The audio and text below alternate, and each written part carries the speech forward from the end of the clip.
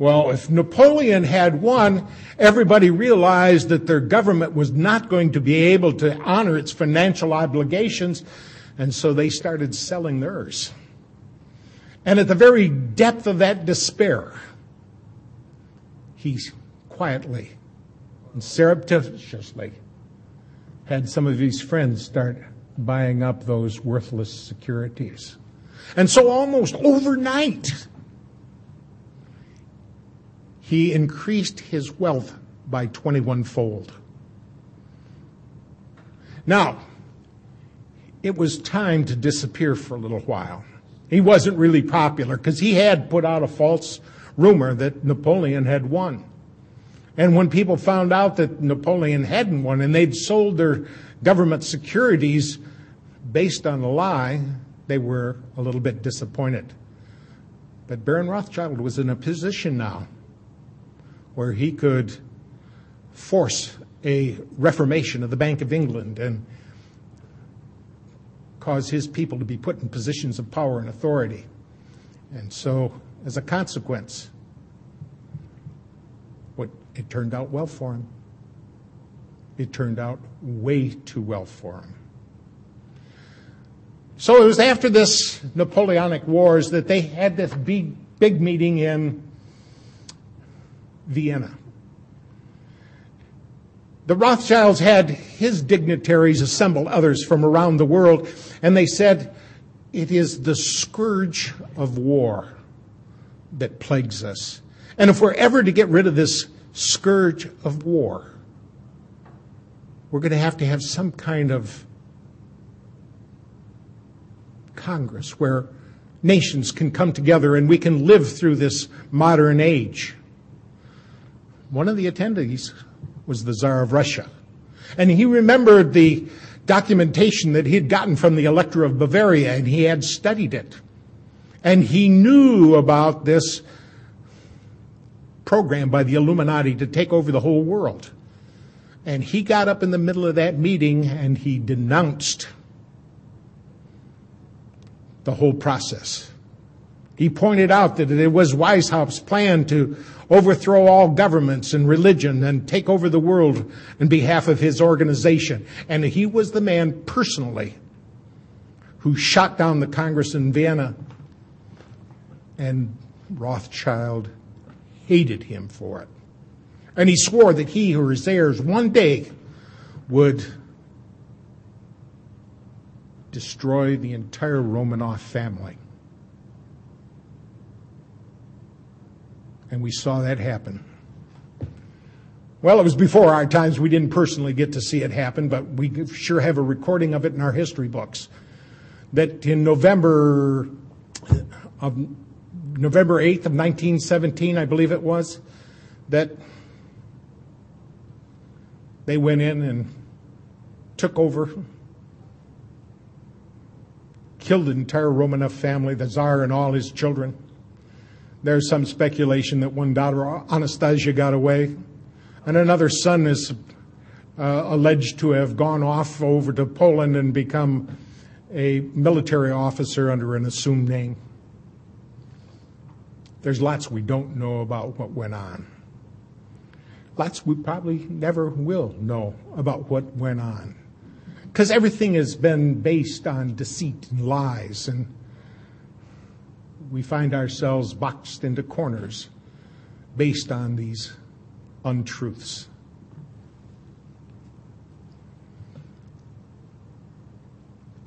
So it was shortly afterwards that they had another man from their group, a guy by the name of Abraham Lincoln, whose real name was Springsteen. And Abraham Lincoln Springsteen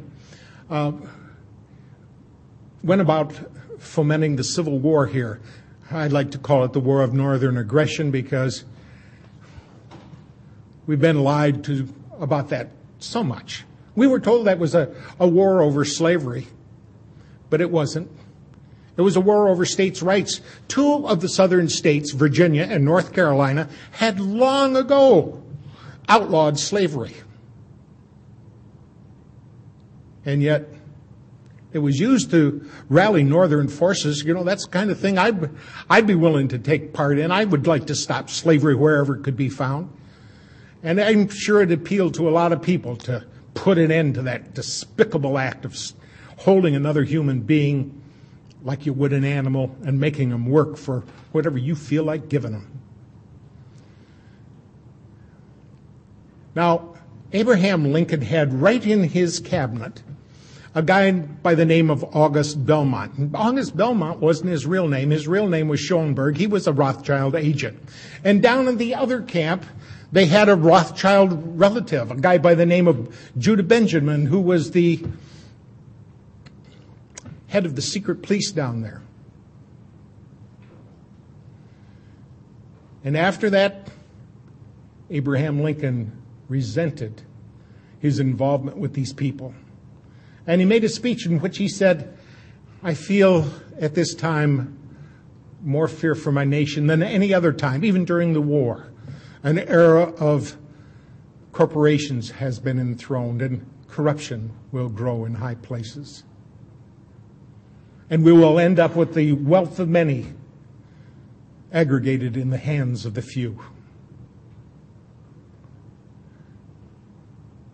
Now, his resentment resulted in action, and he decided he was going to issue greenbacks. He'd had enough of working with these people, and they would not put up with that.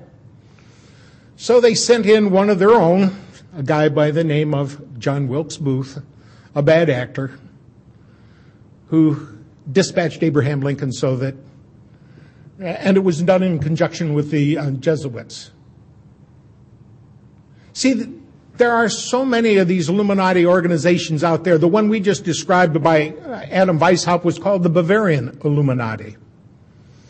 There was another Illuminati called Avion over in, I believe, in Great Britain. There was one in Switzerland. And there was another one in France, the Grand Lodge Orient de la France. And there's a very important one called the Alumbrados that was formulated in Spain. Now, the Alumbrados is Spanish for enlightened ones. And the Alumbrados only existed for about 20 years before they changed their name. They changed their name to the Society of Jesus. They called themselves the Jesuits, and they pledged themselves as the protectorate of the Pope. And when you got the Illuminati protecting you, it's the kiss of death. Well, we find about the time that this Civil War was over, there was a guy who had been born in Boston, Massachusetts, on December 30th, 1809, a guy by the name of Albert Pike. He was an impressive intellect. He was a Harvard graduate back when it really meant something. He was the master of 16 languages, and he was a despicable son of a... because he openly worshipped Satan. He was part of an organization called the Palatalists. He was the one that converted this Knights of the Golden Dawn to the Ku Klux Klan. And he was the author of a book called Morals and Dogma. It is the most revered text among the Masons. And in this text on page 321, Albert Pike said, "It is Lucifer, the morning light, whose seething energies you must learn to control or implement." So it was this Albert Pike, the same guy that wrote a letter to his superior in the Illuminati, a guy over in Europe by the name of Giuseppe Mazzini, who was the revolutionary leader. And Giuseppe Mazzini also happened to be the founder of the mafia.